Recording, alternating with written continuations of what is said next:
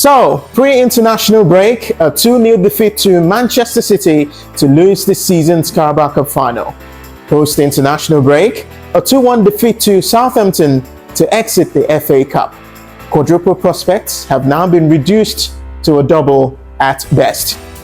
But while still in contention for the UCL and in pole position to win the Premier League, Arsenal undoubtedly are on a slippery slope at the moment, with a familiar never ends to the season creeping in yet again. But what accounts for this? For all of the answers, we talk to a renowned sports journalist with Nigeria Info FM, and importantly, an avid football fan and insightful mind on matters surrounding the beautiful game. Here's Eval Sylvester Edu. Well, if you call him the midfield maestro, he most certainly will beam at you with a much broader smile. Here's Eval Edu, and it's such a pleasure to have you on today on the 360 Experience with Onah Kosi. Thank you so much. Pleasure's all mine. Yeah. To put it mildly, Arsenal are stuttering at this very crucial stage of the season. How agitated do you imagine their fans would be concerning this? And what accounts for this latter-day struggles at Arsenal? More like a feeling of deja vu, remembering the faltering of yesteryears from the players. Some of them have been here for the last 5 or 4 seasons. The coach has been here as well. This is his 6th season in charge, Mikel Arteta. And Arsenal have been very close, but fallen by the wayside at this very point. March, April, and all the aspiration dies out. Just a few days ago, we're talking about quadruple before the international break. Yes, lost that game against City in the EFL Cup final. Followed that up with an exit, against Southampton in the FA Cup. And those doubts will creep in once again. I could recall I saw a post that said that the fixtures, their next 3 fixtures is a replica of the 2022-23 season when they were also gunning for the Premier League title. A fixture against Southampton, 2-legged game in the Champions League against Sporting Lisbon, then a game against City at the Etihad. They drew Southampton 3-3.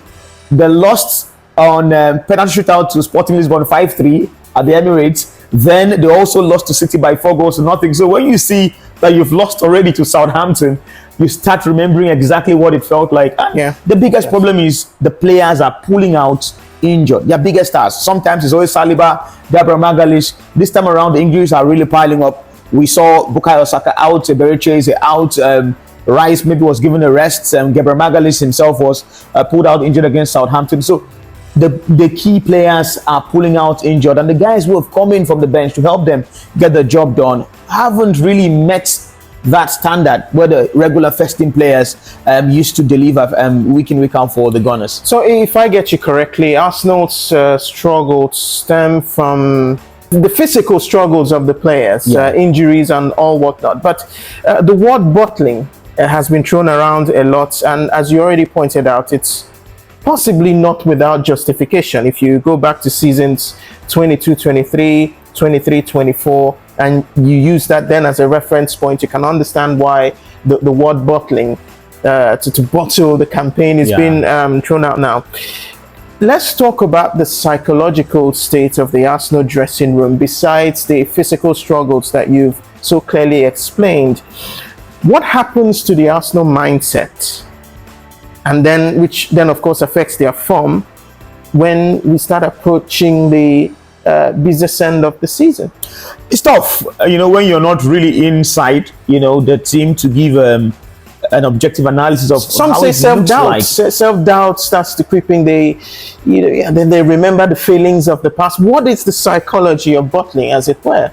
Yeah, when you watch them, you can actually read exactly what's in their mind. When you watch those games against Brentford, when they went to the GTEC Community Stadium, that 1-1 draw, and you recall the game against Wolverhampton Wanderers, the 2-2 draw, the Molineux as well, you could see that the players play with a bit of jitter.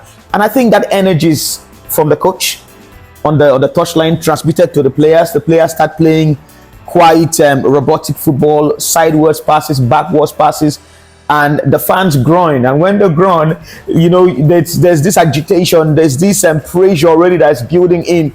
And when you don't have the result, when it's not going well for you, you can't make forward passes, you can't break the line, you can't get the balls in the back of the net.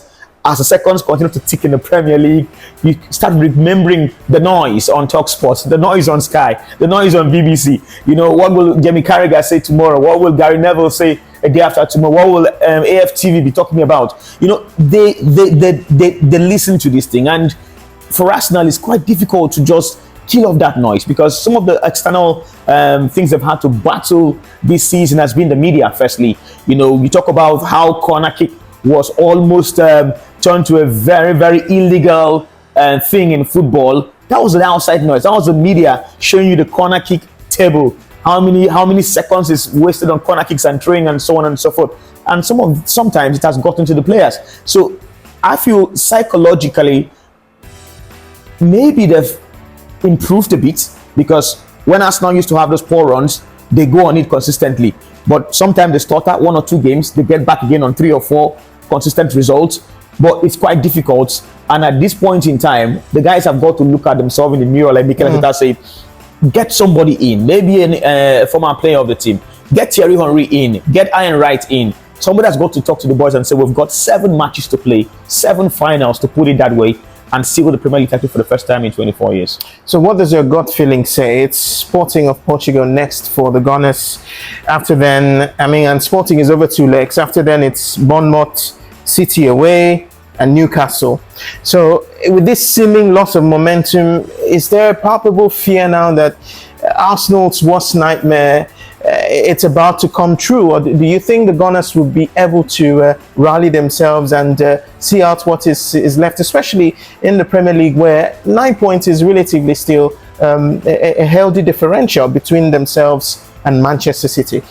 Well, they tend to have shown a marked difference this season compared to other seasons where they've really fallen short of their goal.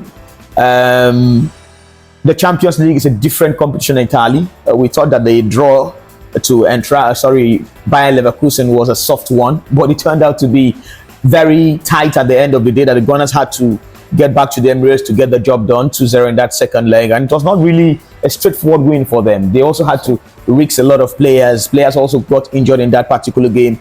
Against Sporting look very confident. Haven't overturned a 3-goal deficit, in their first game against Norwegian side Bodo Glimt.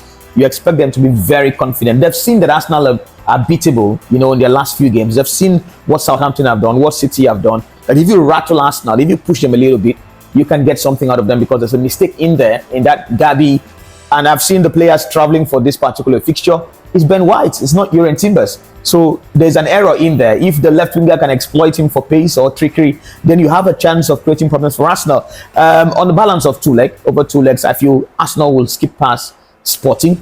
But where lies the problem for Arsenal is the Premier League fixtures. Bournemouth are a very good side. Very, very good on their own day. City's tie is also depending on what happens against Bournemouth. If they get a result against Bournemouth, then you can say, okay, they go all in for City game and try not to lose that particular fixture. And Arsenal have been very good in that, trying not to lose. They've been good in trying not to lose than to win a game. So they go out there and maybe get a draw. The Newcastle game as well, a very tricky one. But I see in 7 matches, I don't see Arsenal dropping points in 4. I feel they get over the line this time around in the league. Well, Eval, it's been such a pleasure chatting to you on these matters. And I'm looking forward to more as the season drives to a conclusion. Definitely.